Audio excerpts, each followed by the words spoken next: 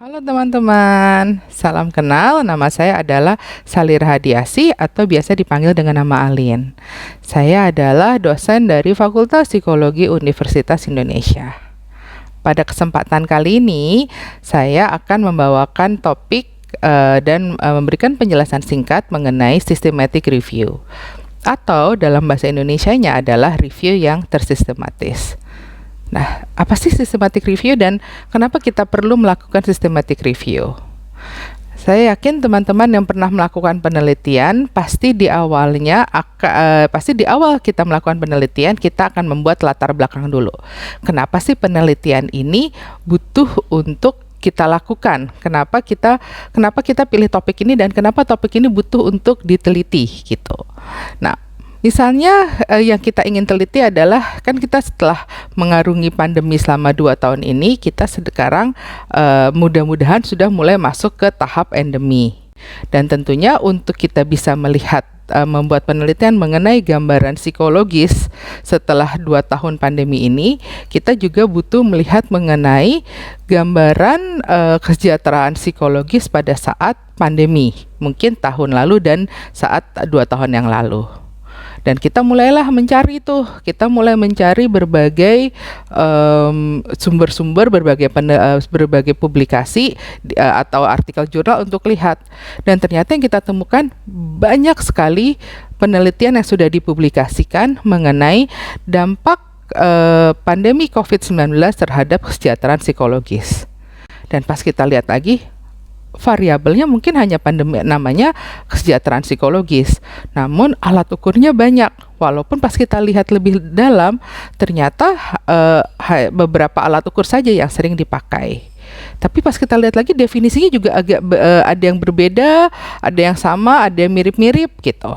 Terus kita lihat partisipan atau kelompok partisipannya juga beda-beda. Akhirnya kita bertanya, jadi sebenarnya dampaknya seperti apa sih? Karena nggak hanya partisipannya juga yang bisa berbeda, tapi ternyata hasilnya pun juga bisa beda-beda.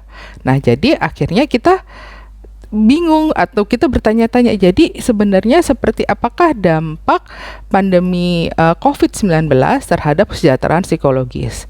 Ada yang melihat berdasarkan gangguan mental, misalnya depresi, kecemasan. Ada yang melihat berdasarkan seberapa orang ini kualitas hidupnya tetap terjaga gitu. Jadi akhirnya kita juga, jadi ini yang mana yang harus kita lihat, harus kita ambil. Nah, saat ini itu adalah saat yang juga memang tepat untuk melakukan systematic review gitu. Jadi apa sih systematic review itu? Systematic review adalah penelitian yang melibatkan data sekunder atau yang menggunakan data sekunder sebagai bahan penelitiannya. Data sekunder itu apa sih gitu? Data sekunder itu adalah data yang mana kita sebagai peneliti tidak langsung mengambil kepada partisipan. Kalau sebagai peneliti kita mengambil langsung kepada partisipan gitu, itu namanya data primer. Nah, data primer ini kan kemudian diolah, disajikan dalam makalah atau dalam artikel dan kemudian dipublikasikan. Nah, hasil publikasi-publikasi itulah yang kita pakai dan kita analisa untuk melakukan systematic review. Makanya dibilangnya data sekunder, karena kita nggak langsung ngambil datanya kepada partisipan. Dan kita ngambil datanya, kemudian kita lakukan review yang tersistematis, kemudian setelah itu baru kita bisa simpulkan. Systematic review collects all empirical evidence that fits pre-specified eligibility criteria in order to answer a specific research questions. Jadi kita intinya sudah memiliki pertanyaan penelitian dahulu. Jadi kita sudah punya pertanyaan yang spesifik. Kemudian berdasarkan pertanyaan penelitian yang spesifik itu, mulailah kita mengumpulkan berbagai bukti penelitian atau bukti empiris yang sesuai dengan kriteria yang sudah kita tetapkan.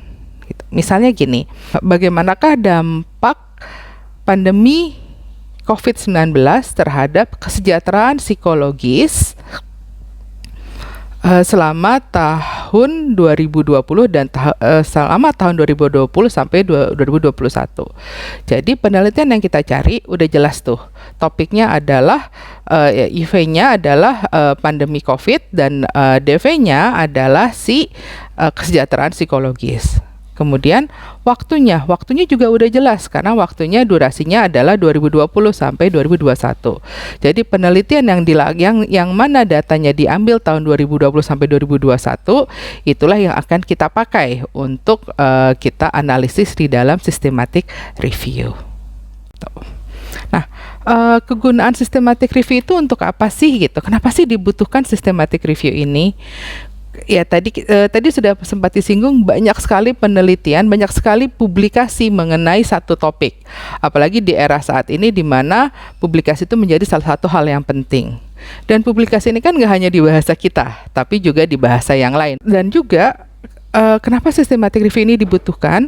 Karena saya yakin teman-teman mungkin pada saat melakukan saat mencari berbagai penelitian, berbagai hasil penelitian saat membaca bisa menemukan, oh ini kok penelitian yang A bilang tidak ada hubungan, tidak ada pengaruh. Penelitian yang B bilang ada pengaruh tapi sedikit. Penelitian yang C bilang pengaruhnya besar banget. Jadi sebenarnya pengaruhnya itu besar atau kecil atau nggak ada atau sedang atau apa sih? Nah, jadi itu yang dibilang primary studies can appear contradictory. Jadi kayak bisa sangat kontradiksi. Karena itu kita butuh melakukan systematic review untuk melihat ini sebenarnya tren dampaknya. Misalnya trennya itu seperti apa. Selain itu, kita bisa melakukan ini sebagai bagian dari tugas akhir kita. Mungkin tidak dari level skripsi, tapi level tesis atau level disertasi kita bisa melakukannya. Dan juga kalau misalnya kita memang dosen, misalnya atau kita peneliti,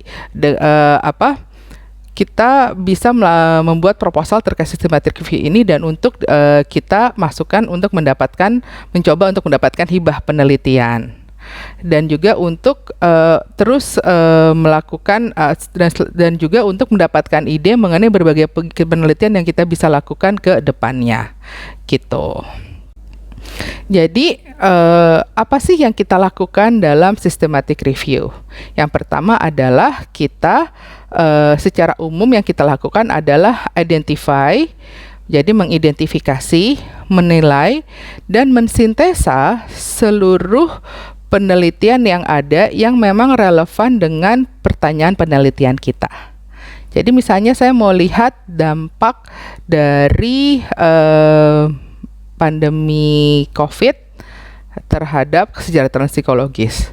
Ya, yang berbagai penelitian yang tidak termasuk dalam skop pertanyaan penelitian saya nggak usah dicek, nggak usah dilihat. Yang saya lihat yang memang sesuai dengan skop penelitian saya. Dalam melakukan sintesa, kita juga melihat jadi ini sebenarnya bagaimana sih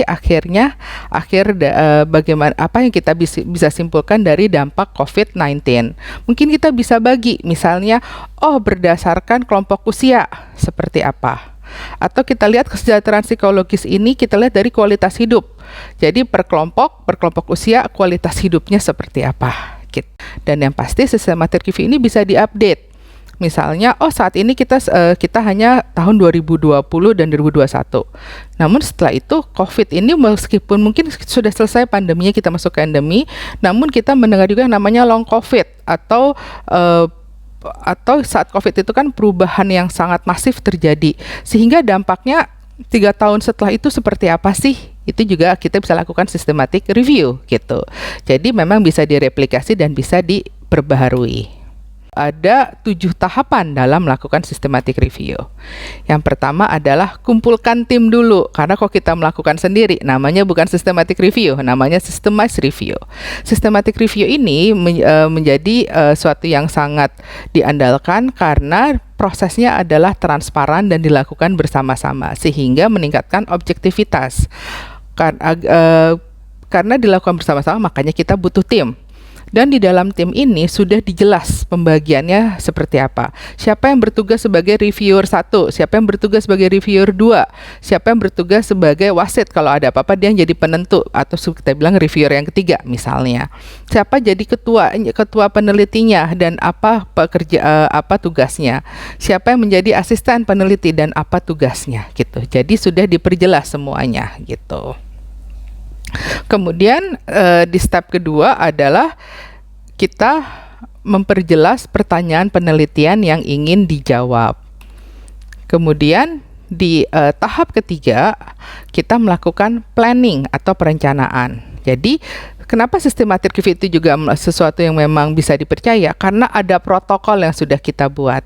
Protokol ini menspesifikan kriteria inklusi, kriteria eksklusi, terus kita akan mencari systematic review ini dari mana saja. Segitu banyaknya search engine yang bisa kita gunakan. Kemudian setelah itu kita juga butuh mendaftarkan protokol yang sudah kita buat, protokol untuk melakukan systematic review ini. Setelah itu baru kita mulai dengan screening dulu, screening abstrak.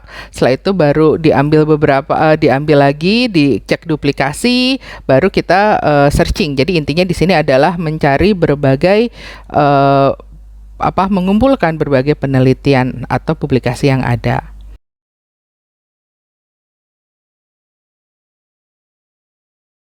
Setelah semua artikel tersedia, yang kita lakukan pertama adalah melihat untuk duplikasi. Kalau ada duplikasi ini harus dihilangkan.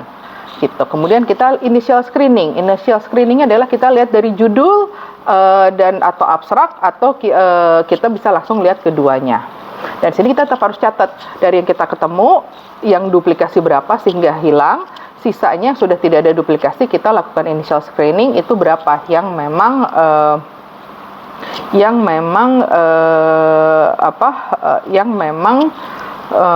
akan kita pakai gitu. Nah, biasanya untuk melakukan ini yang biasanya saya pakai adalah saya pakai metodenya dari Prisma. Jadi dalam Prisma itu sudah ada flow diagramnya untuk saya masukkan berapa artikel yang ketemu, berapa duplikasi, berapa yang akhirnya saya buang setelah initial screening, dan untuk yang in-depth screening, in-depth evaluation, in-depth review itu jadi sisanya berapa gitu. Jadi biasanya yang pertama cari duplikasi dulu, dihilangkan, kemudian initial screening berdasarkan berdasarkan judul dan abstrak, kemudian yang secondary screening adalah setelah membaca keseluruhan artikel. Nah, setelah dapat, kemudian kita lakukanlah review terhadap berbagai artikel yang sudah dipilih. Dan sangat mungkin kita dapatnya ribuan, terakhir kali hanya berapa puluh atau hanya berapa, mungkin nggak nyampe 20 yang akhirnya kita pilih untuk kita lakukan review. Saya pernah ngecek berapa ratus atau berapa ribu, dan akhirnya yang saya pakai itu jumlahnya hanya 17 atau 18. Karena sesuai dengan kriteria yang sudah saya tetapkan. Gitu. Nah, setelah itu kita melakukan review, kita lihat masuk ke stage kelima, kita kumpulkan semua, kita cek lagi. Stage keenam kita masuk kepada yang namanya data extraction atau synthesizing the evidence. Jadi kita menilai evidence yang ada. Karena ini systematic review, biasanya kita melakukan secara kualitatif. Biasanya kita bikin tabel, di dalam tabel ini, penelitian 1 hasilnya seperti apa, partisipannya bagaimana, apa saja, hasilnya seperti apa, dan apa yang kita bisa simpulkan. Kemudian setelah itu kita melakukan interpretasi resultnya, dan kita performing analisa naratif gitu. Analisa naratif adalah kita membuat naratif dari bagaimana bukti-bukti yang ada ini bisa menjawab hipotesis atau pertanyaan penelitian kita. Berdasarkan apa? Gitu. Mungkin 2 dari 10 studi ternyata menemukan A, sisanya menemukan B. Jadi apa yang bisa kita simpulkan dari situ? Nah, biasanya untuk mempermudah kita memberikan kalimat, memang biasanya kita mentabulasi hasil review kita, mentabulasi dulu. Jadi ditaruh di tabel, terus udah gitu baru kita kasih kalimat. Tahap ke-7, terus kita baru lihat lagi. Kita menulis lagi, ini kan masih bolak-balik modelnya ya. Jadi kita menulis di sini adalah conclusion, membuat kesimpulan, terus kita kemudian membuat tulisan untuk di-publish, jadi persiapan publikasi. Jadi sebenarnya apakah si artikel-artikel yang kita temui di dalam artikel-artikel tersebut ada bukti untuk mendukung hipotesis-hipotesis kita. Level of evidence-nya bagaimana? Nah, di Prisma itu ada semuanya. Level of evidence-nya seperti seperti apa, itu akan membantu kita. Akhirnya kita bisa bilang konklusi yang kita bisa ambil ini strong atau enggak. Udah gitu kita juga bisa menilai apa sih hambatan atau limitasi dari studi kita. Dan terakhir kali kita nulis sambil juga melihat kira-kira dengan hasil seperti ini, jurnal mana yang mau atau bersedia untuk mempublikasikan karya kelompok kita tentang systematic review. Oke. Sekian dari saya mengenai apa ya, langkah-langkah singkat tentang systematic review. Mudah-mudahan kita bisa ketemu lagi di MOOCs dengan topik yang lain. Terima kasih.